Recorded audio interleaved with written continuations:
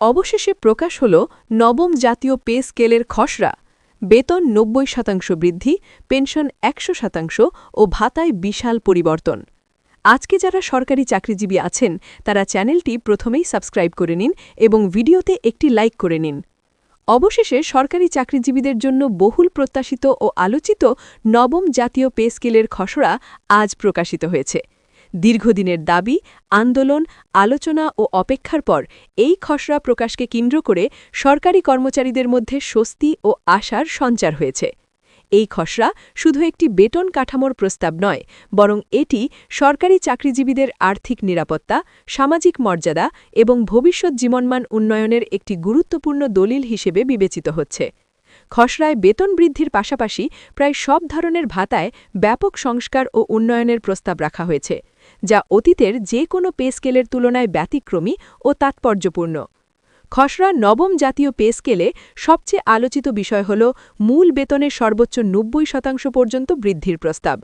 বর্তমান মূল্যস্ফীতি, নিত্যপ্রয়োজনীয় পণ্যের ঊর্ধ্বগতি এবং জীবনযাত্রার ব্যয় বিবেচনায় এই বেতন বৃদ্ধিকে বাস্তবসম্মত ও সময় উপযোগী বলে মনে করছেন সংশ্লিষ্টরা।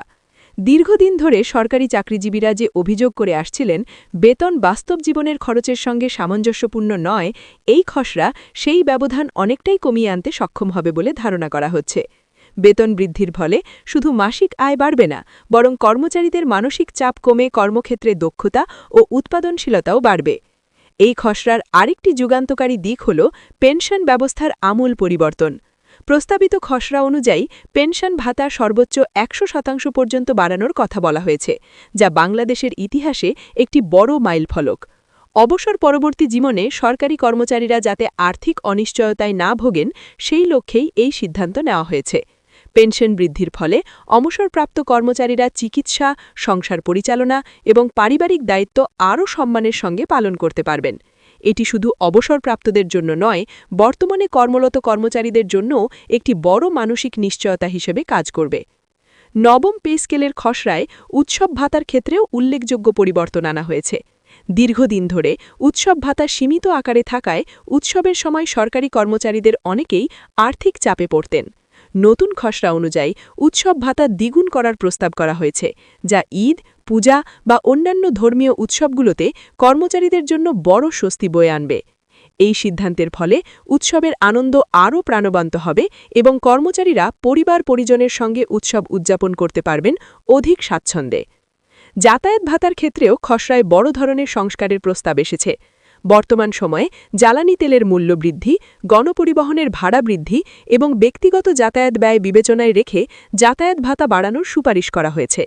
কর্মস্থলে আসা যাওয়ার জন্য কর্মচারীদের যে অতিরিক্ত ব্যয় হয়, এই ভাতা তা অনেকটাই পুষিয়ে দিতে সক্ষম হবে।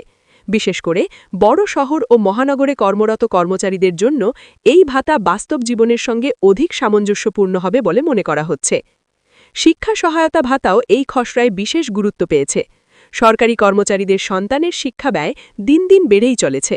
স্কুল, কলেজ ও বিশ্ববিদ্যালয়ের বেতন, কোচিং, বই ও অন্যান্য শিক্ষা উপকরণের খরচ বহন করা অনেক পরিবারের জন্য কঠিন হয়ে উঠেছে। নতুন খসড়ায় শিক্ষা সহায়তা ভাতা বৃদ্ধির প্রস্তাব কর্মচারীদের পরিবারের ওপর থেকে এই আর্থিক চাপ অনেকটাই কমাবে। এর ফলে কর্মচারীরা সন্তানের মানসম্মত শিক্ষা নিশ্চিত করতে আরও উৎসাহিত হবেন। ঝুঁকি ভাতার ক্ষেত্রেও খসড়ায় ইতিবাচক পরিবর্তনের ইঙ্গিত দেওয়া হয়েছে।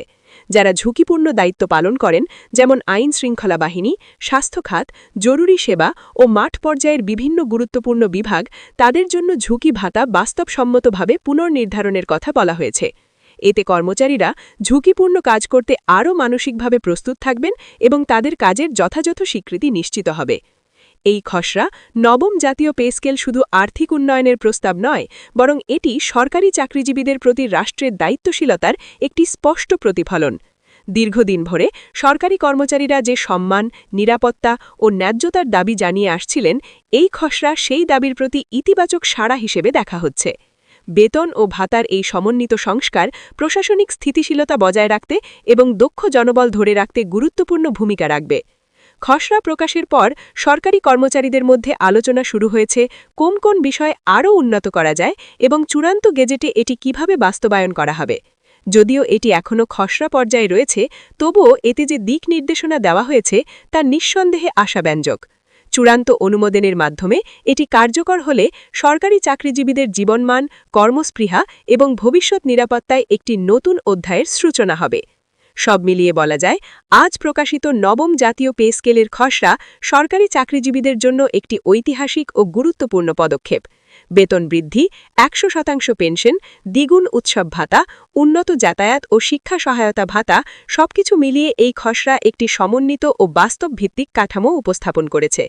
এখন সবার দৃষ্টি চূড়ান্ত অনুমোদন ও বাস্তবায়নের দিকে, যেখানে এই খসড়া বাস্তবে রূপ নেবে এবং লাখো সরকারি চাকরিজীবীর জীবনে ইতিবাচক পরিবর্তন নিয়ে আসবে।